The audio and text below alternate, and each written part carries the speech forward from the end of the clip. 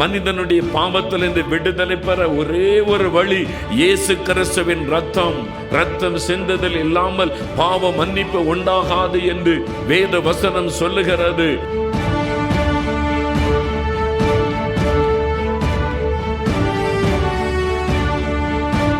சாபத்தை ஆசீர்வாதமாய் மாற்ற இயேசு சிலுவையிலே சாபம் ஆனார். கலாத்தியர் 3:13 சொல்லுகிறாரு, இயேசு நமக்காக சிலுவையிலே சாபம் ஆனார்.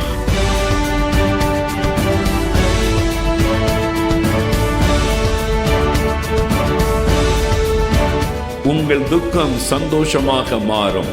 ஆண்டவர் இன்றைக்கு உங்களுடைய துக்கத்தை சந்தோஷமாக மாற்றத்தான் இந்த இடத்திலே பிரசன்னமாக இருக்கிறார்.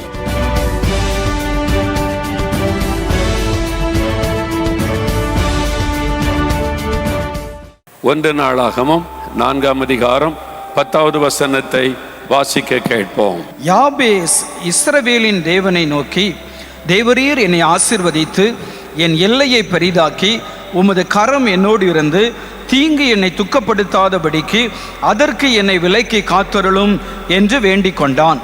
அவன் வேண்டிக் கொண்டதை தேவன் அருளினார். நான் துக்கத்தோடு இவனை பெற்றேன் என்று சொல்லி அவனுடைய தாய் அவனுக்கு யாபேஸ் என்கிற பெயரை சூட்டினாள் என்று வேதம் சொல்லுகிறாரு. யாபேஸ் என்கிற பெயரின் அர்த்தம் துக்கத்தை உண்டாக்குகிறவன், துக்கத்தை கொடுக்கிறவன், துக்கத்தை உண்டாக்கினவன். அந்த தாய்க்கு அவனுக்கு ஒரு துக்கத்தை உண்டாக்கின ஒரு மனிதன் யாபேஸ். என்ன பிரச்சனை வந்ததுன்னு தெரியல. அவன் கர்ப்பத்தில் இருக்கும்போது அந்த தாய்க்கு என்ன பாதிப்பு வந்ததுன்னு தெரியவில்லை. ஆனால் அவங்க பாதிக்கப்பட்டிருக்கிறாங்க, அதனால துக்கம் அடைந்திருக்கிறாங்க, அதனால இந்த பெயரை வச்சிருக்கிறாங்க. யாபேஸ் காயப்பட்ட உள்ளத்தோட ஜெபம் பண்ணுகிறான், கர்த்தரை நோக்கி வேண்டிக் கொள்ளுகிறான். ஆண்டவர் அவன் ஜெபத்துக்கு பதில் கொடுத்து அவருடைய சகோதரர் எல்லாரை காட்டிலும் தேவன் அவனை கனப்படுத்தினார்.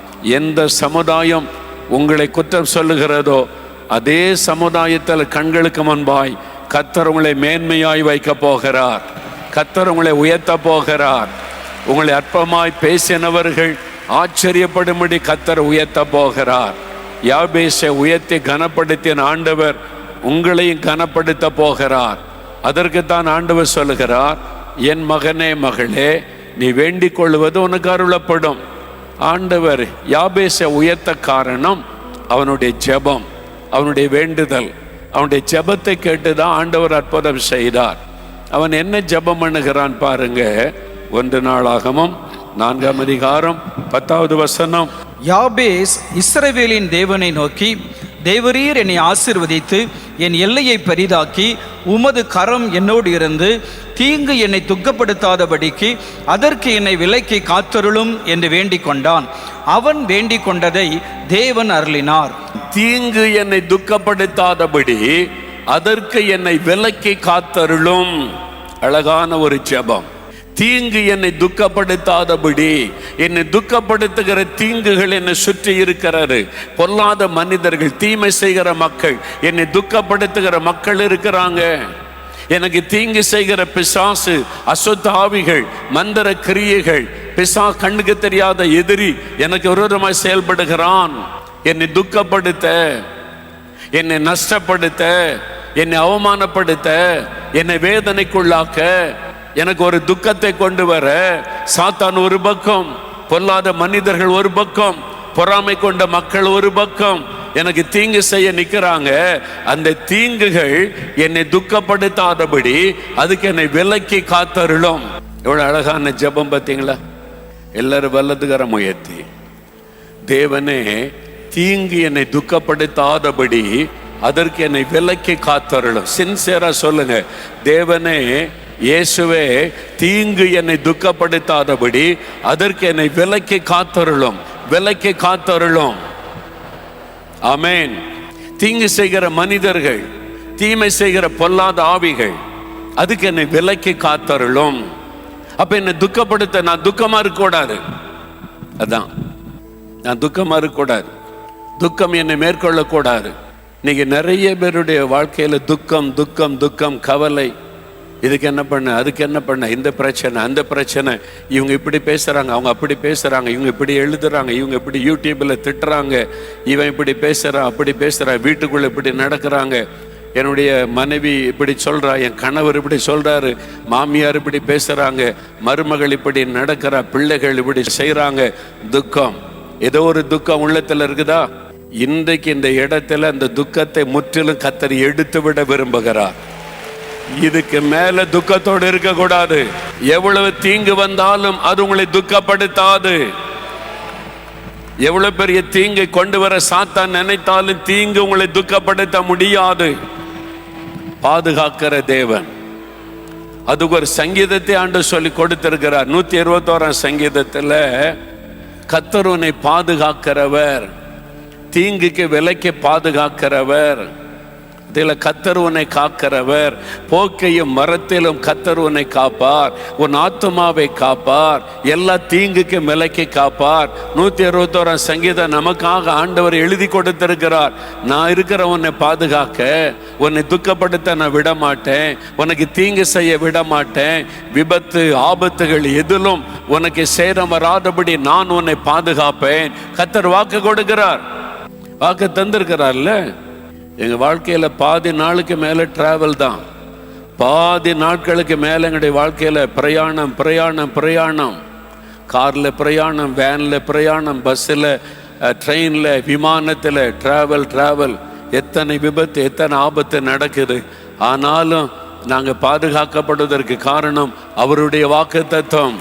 நான் உன்னை பாதுகாப்பேன், போக்கிலும் மரத்திலும் உன்னை பாதுகாப்பேன். ஒவ்வொரு முறை வீட்டை விட்டு ஊழியத்துக்காய் புறப்படும் பொழுதும் இந்த ஜெபம் தான், ஆண்டவரே உன் போக்கையும் மரத்தையும் காப்பேன்னு சொல்லி இருக்கிறீங்க, நீங்க கூட இருக்கிறீங்க, எங்களை பாதுகாத்து கொள்ளுவீங்க, ஸ்தோத்திரம். அந்த விசுவாசத்தை அறிக்கையிட்டு விட்டு பிரயாணப்படும் போது கர்த்தர் அந்த விசுவாசத்தை கனப்படுத்துகிறார். நிறைய பேர் கார்ல வந்திருக்கிறீங்க, வேன்ல வந்திருக்கிறீங்க, பஸ்ல ஏறுறீங்க. முதல்ல ஏறின உடனே ஜெபம் பண்ணுங்க, வாக்கு தத்தத்தை சொல்லுங்க. ஆண்டவரே உன் போக்கையும் மரத்திலும் உன்னை பாதுகாப்பேன்னு வாக்கு கொடுத்திருக்கிறீங்க, இந்த பிரயாணத்தில் எங்களோட வர்றீங்க, எங்களை காத்து கொள்ளுவீங்க. விசுவாசத்தை அறிக்கையிட்டு ஸ்தோத்திரம் பண்ணுங்க, போதும். எந்த ஆபத்துக்கும் கர்த்தர் விலைக்கு பாதுகாப்பார். அப்ப தீங்கு உங்களை துக்கப்படுத்தாதபடி, உங்களுக்குள்ளே பாதிப்பை உண்டாக்காதபடி அதற்கு விலைக்கு காத்தருளுகிற ஒரு தேவன். எத்தனை பேர் சொல்லுவாங்க, பயங்கர விபத்து, ஆனா ஒரு அடி கூட படல, கர்த்தர் பாதுகாத்தார். காரு நொறுங்கி போச்சு, இதுல உள்ளவங்க ஒருத்தர் கூட பிழைச்சிருக்க முடியாதுன்னு சொல்லுவாங்க, ஆனா உள்ள இருந்த ஒருத்தருக்கு ஒரு அடி கூட படவே இல்லை. கர்த்தர் அப்படி பாதுகாக்கிற தேவன். அதான் வாக்கு தத்துவம். யாபேசு ஜெபம் பண்ணுகிறான், தீங்கு எங்களை துக்கப்படுத்தாதபடி அதற்கு விலக்கி என்னை காத்தருளும். அனுதினமும் நமக்கு தீமை செய்கிற பிசாசின் கிரியை இருக்கிறது. அனுதினமும் நமக்கு தீமை செய்கிற பொறாமை கொண்ட மக்கள் இருக்கிறாங்க. அனுதினமும் நம்ம வசிக்கிற இடத்துல, வேலை செய்கிற இடத்துல, பிஸ்னஸ் பண்ற இடத்துல, ஊழியம் செய்கிற இடத்துல நமக்கு தீமை செய்யக்கூடிய பொல்லாத இருதயம் கொண்ட மக்கள் இருக்கிறாங்க. பக்கத்துல தான் இருப்பாங்க, தீமை செய்ய நினைப்பாங்க. ஒன்று நம்மை சேதப்படுத்தாது, ஒன்று நமக்கு பாதிப்பை உண்டாக்காது.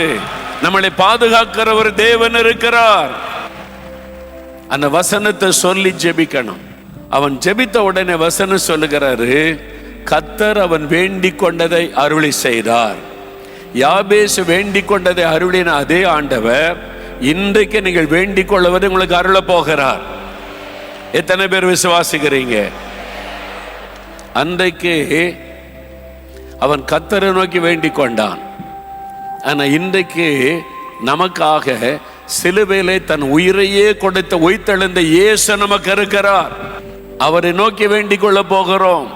எனக்காக ரத்த சிந்தினீங்க, எனக்காக காயப்பட்டீங்க, எனக்காக நொறுக்கப்பட்டீங்க, எனக்காக நீங்க சிலுவையில் உங்களையே பலியா கொடுத்தீங்க.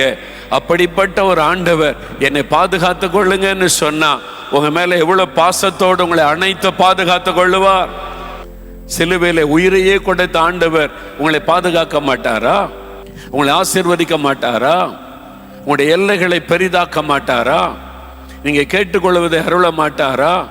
உயிரையே கொடுத்திருக்கிறாரு. உனக்காக நான் அடிக்கப்பட்டேன், நொறுக்கப்பட்டேன், சிலுவையில் என்னையே பலியா கொடுத்தேனே, உனக்காகத்தானே மகளே, உனக்காகத்தானே மகனே, உனக்காகத்தானே என்னை நொறுக்க ஒப்பு கொடுத்தேன், உன்னை நான் விட்டுருவேனா? என் கரத்துக்குள்ள வந்துரு, என்னுடைய அரவணைப்புக்குள்ள வந்துரு. அவ்வளவுதான். ரொம்ப சிம்பிள். இயேசுவே, உங்களுடைய அரவணைப்புக்குள்ள நான் வந்துடுறேன், உங்களுடைய மார்பில் என்னை சேர்த்து கொள்ளும், உங்க கையினால என் கையை பிடித்து கொள்ளுங்க, என் பக்கத்துல நீங்க இருங்க, போதும். அவ்வளவுதான். அவருடைய பிரசன்னம் உங்களை அப்படியே ஆறுதல் படுத்தும், தாங்கும். உங்களை கவலைப்படாம உங்களை பாதுகாத்து கொள்ளுவார், துக்கப்படாதபடி காத்து கொள்ளுவார். பிரியமானவர்களே, இயேசு கிறிஸ்துவின் நாமத்தில் உங்கள் எல்லாருக்கும் என்னுடைய அன்பின் வாழ்த்துக்கள். யாபேஸ் என்கிற ஒரு மனிதன், அவன் ஆண்டவரை நோக்கி ஒரு குறிப்பிட்ட காரியத்துக்காக வேண்டிக் கொள்கிறான். அவன் வேண்டிக் கொண்டதை கர்த்தர் அவனுக்கு அருளினார். தீங்கு என்னை துக்கப்படுத்தாதபடிக்கு என்னை விலக்கி காத்தருளும். ஏற்கனவே நான் துக்கத்தை உண்டாக்குறவனா இருக்கிறேன், இனி எந்த தீங்கு எனக்கு வரக்கூடாது, என்னை துக்கப்படுத்த கூடாது ஆண்டவரே, நான் துக்கப்படக்கூடாது, தீங்கு என்னை துக்கப்படுத்தாதபடிக்கு எல்லாத்துக்கும் விலக்கி என்னை காத்து கொள்ளுங்க. சரி மகனே, நீ வேண்டிக் கொண்டல்ல, நான் நிறைவேற்ற, இனி எந்த தீங்கு உனக்கு வராது. மனுஷரால் வரக்கூடிய தீங்கு, நீங்க வேலை செய்யற இடத்துல, பிசினஸ் செய்யற இடத்துல, வசிக்கிற இடத்துல, நீங்க உயர உயர கர்த்தர் உங்களை ஆசீர்வதிக்க சத்துருக்கள் பெருகுவாங்க. என்ன? பொறாமை கொண்ட மனிதர்கள் இருக்கிறாங்கல்ல, பொறாமையினால் உங்களுக்கு எப்படியா தீங்கு செய்யணும், உங்களை முடைக்கிறணும், ப்ரொமோஷனை கெடுத்தரணும், வேலை விட்டு விரட்டிடணும், பிஸ்னஸை முடைக்கிறணும், ஊழியத்தை தடுத்தரணும், உங்களுக்கு வரக்கூடிய நன்மைகளை கெடுத்தரணும். பொல்லாத இருதயம் கொண்ட மனிதர்கள், தீங்கு செய்யக்கூடிய மனிதர்கள், கண்ணுக்கு தெரியாத எதிரியாகிய பிசாசானவன் நமக்கு தீங்கு செய்து சரீரத்தை பலவீனப்படுத்தி வியாதியை கொடுத்து நம்மை முடக்கிவிட பல போராட்டம் பண்ணுகிறான். ஆனா ஆண்டவரோ நம்மை பாதுகாப்பேன்னு வாக்கு கொடுத்திருக்கிறார்ல.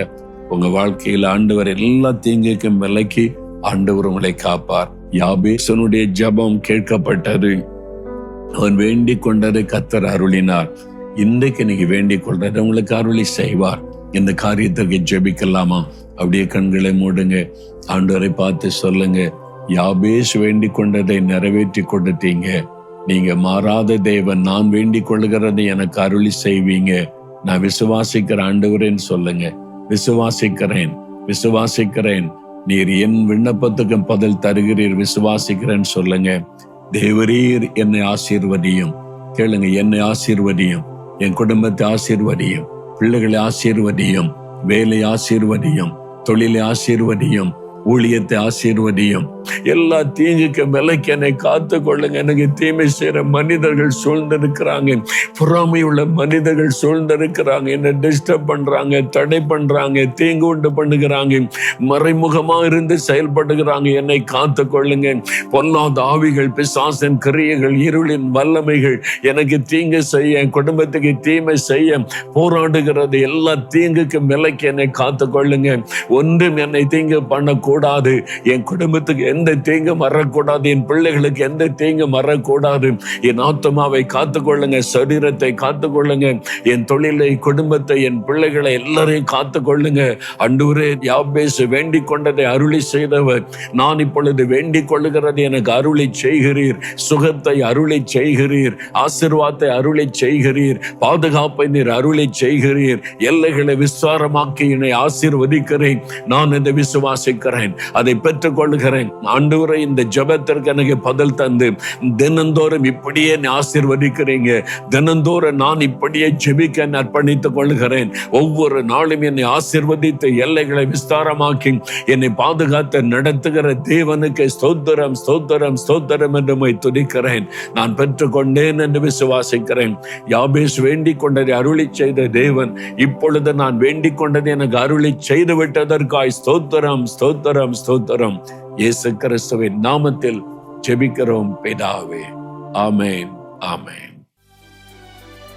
For further details and prayer support, contact Jesus Redeems Ministries, Nalumavudi, Thoothukudi District, 628-211. Our phone number 04639 353535. info@jesusredeems.org. Our website www.jesusredeems.org. jesusredeems.com. God bless you.